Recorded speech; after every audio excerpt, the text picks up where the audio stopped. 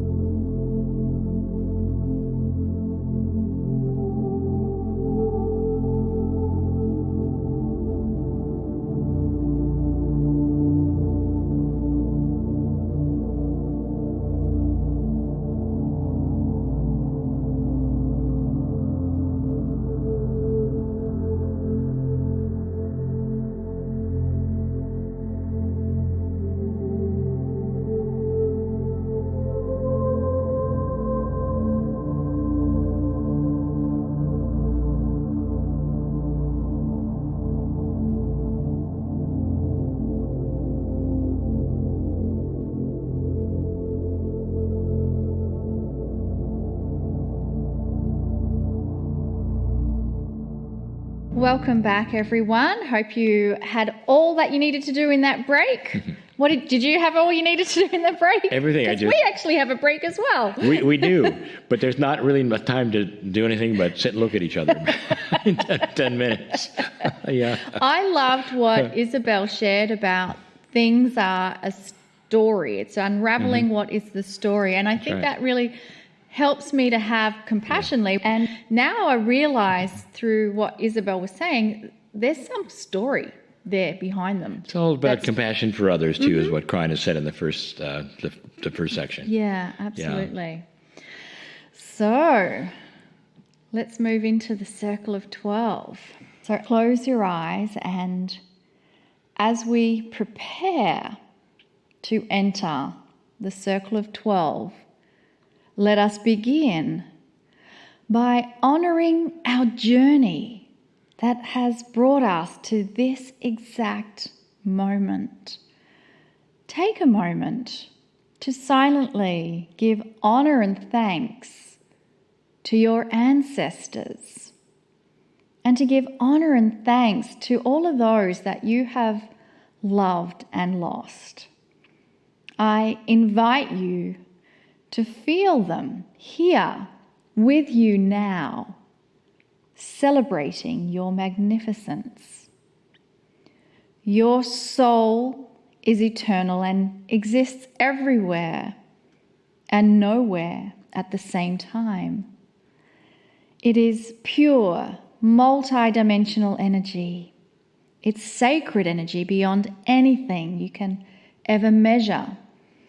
The love part of your soul is what you feel and sense. You have the ability to integrate your soul. And as we continue to the circle of 12, let us affirm our willingness to connect with the God inside. I give permission to experience the grandness of my soul. I give permission to experience the grandness of my soul. I give permission to experience the grandness of my soul. I am ready.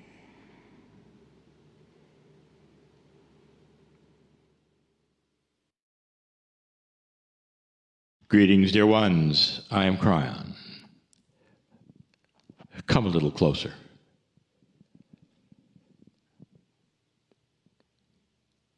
Every circle of 12 meditation has elements that are the same. We may talk about different kinds of things, but it always circles around to the same kind of information.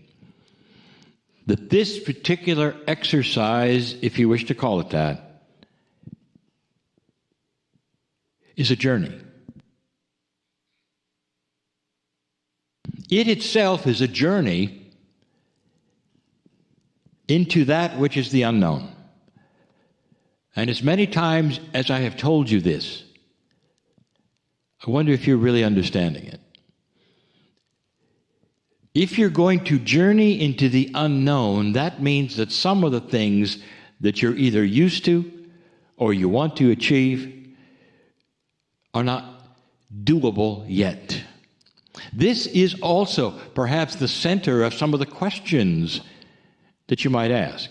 Why is this not happening? Why am I having trouble doing this? Why is it that certain things happen at the mist or the door or whatever? So you're not understanding it. You cannot expect these things automatically that you've never seen before.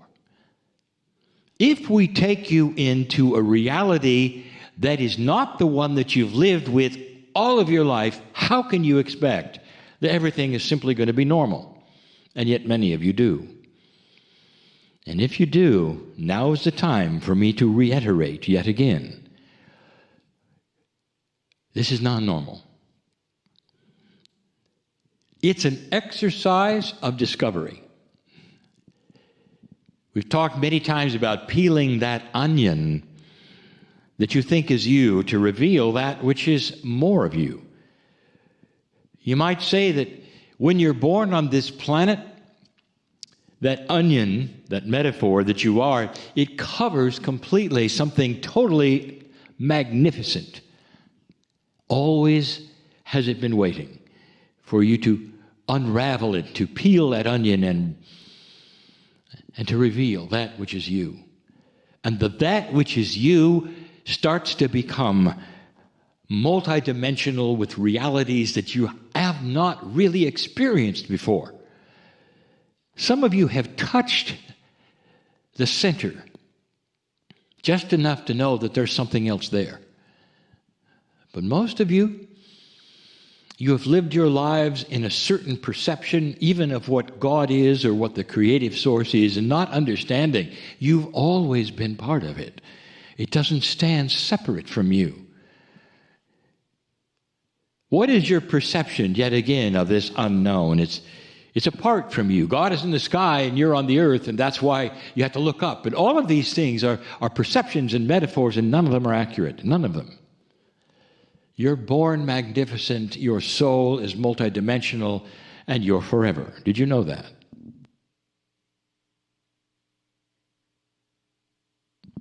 Pause and think of that. Truly, that's the plan. In the channel we just gave you, that's the plan. Did you understand and realize that your soul had no creation point? It always was. You see, it's part of God. You might say that pieces and parts of the Creator, in a certain way, in 3D, for you to visualize, they split off and become you. And this is what you do. Question is, since you're eternal, have you done it before? Have you done it in other planets? Have you done it in other universes? And the answer is yes, yes, and yes, and yes. That's the short version. And here you are on this planet right now, living a life on a planet that is changing like it never did before. It's finally happening. It's time for you to understand who you are. Healing Wednesdays is what I told my partner to call this, because of the day it happens and the fact that as you become more receptive and compassionate, you start to understand how healing can occur in your body. The many processes all over the planet that we present to you, again, some will ring true to you, some will not. But when they do, understand that's for you to look at, to assist in that which is your personal healing. You're still healing yourself. And you're doing it through processes that others have discovered will help you to get to that place where you want to be. There is a bridge, dear ones. There always is. A metaphoric bridge that you must cross on purpose, with pure intent. The bridge is there to say that you have got to understand that you don't simply open a door to another reality. You have got to make a journey of some kind, short or long, to understand or perceive the difference between that which you've lived all your life and that which you're going to see. And we've said before, this is not a temporary bridge or a journey. This is something that the more you do it, the more it starts to meld into a bridge you can cross anytime you want. Kryon, will we always be crossing a bridge? That depends on you. When my partner crosses the bridge between his life and that which he is channeling to you now, or meditating to you now, or any time he sits in the chair, he continues to cross a bridge. Now, the bridge has become instant. You might say he runs across it every time he sits down and either meditates or channels in these programs, but he still crosses it. And the crossing is between that which is the four-dimensional world that he's lived in all his life and that multidimensionality that he is experiencing in the chair right now. As this meditation continues, this is a bridge we are now inviting you to cross, all of you, to cross. It's a bridge that is representational of a discovery. The discovery? What is it at the core of that onion, which is you, as you peel it? Could there really be something magnificent beyond what you'd expect that is you, with your name and your life? When you start to realize you're eternal, and you've done this many times, and that this life is a one temporary one of many and many and many, the plan, how do you feel? Is it real to you or is it not real to you? And I've said this before. Can you really understand that at your last breath, it's just a transformational time until you're born yet again into this planet, if that is the way you wish it to be, and you return. And the good news, of course, you're young again. And the real good news, what we have told you, the plan, let me reiterate it again and again. What you learn right now, today, as you cognize what we're doing, what you learn stays with you. You might say it's ingrained in a part of your soul that then is transferred to your DNA when you return. And that wasn't always the case. You might even call it soul inheritance. That's part of the new energy. What you do now will be carried yet again when you return. Let's cross the bridge. Let's go there. That's why you're here. But the teaching is always the same. I want you to know what you're doing before you simply do it. Because this simply isn't a common exercise. I told my partner that this particular program can be powerful. And for those who want to, it will be a life extension, a changing of all that is, of who they think they are, who they think they are. Let's cross the bridge, and as you get to the middle of it, there is the mist. It's always there. Kryon again, why is the mist so thick? So you can't see beyond it. Why can't we see beyond it? What is the mechanics of a mist you can't see beyond? It's frightening. If we can't see it, we don't want to walk into something that perhaps that we would stumble and fall. It's there so that you'll be sure that you want to go there. It's like covering that which you haven't seen yet, or perhaps you haven't discovered yet, so that you'll mean it when you go beyond it. We're standing in the middle of the bridge. Can you visualize a bridge of any kind? Can you visualize you standing there with many, perhaps with me? I want you to take my hand now, but I want you to take everyone else's hand. There are some who still have trouble crossing it because they start to understand everything I've said is real. That it could be frightening only because it's different.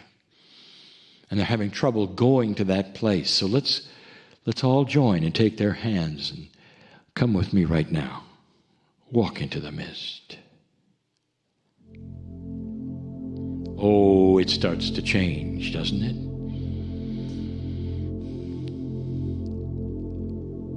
Walk with me across this bridge into this magic place, if you want to call it that, which has more realities than anything you've ever seen. Realities that you have not felt yet, or experienced yet, or know about yet. Where time disappears and you can be in several places at one time. Where you can meet yourself, coming and going. This is multidimensional. Ask a physicist. And they'll tell you about terms called entanglement and all manner of other things that do not exist in your reality, but that have always been there. Multidimensionality is the way of all things, including your DNA, but you only live in 4 dimensions, and there are hundreds. Welcome to some of the rest of them. We go to a theater every single time. And the metaphor there is joining family.